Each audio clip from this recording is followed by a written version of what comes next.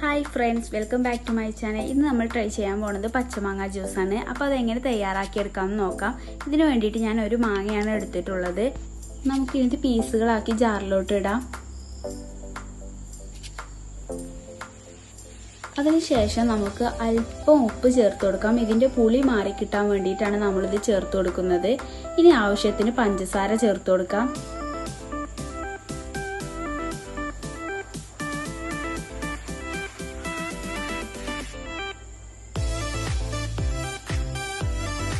ചെറിയ കഷ്ണം ഇഞ്ചി നമുക്ക് ചേർത്ത് കൊടുക്കാം.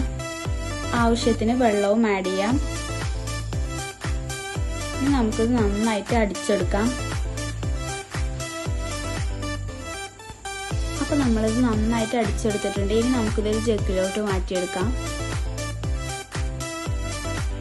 നമുക്കിത് ഗ്ലാസ്സിലോട്ട് ഒഴിച്ചു കൊടുക്കാം.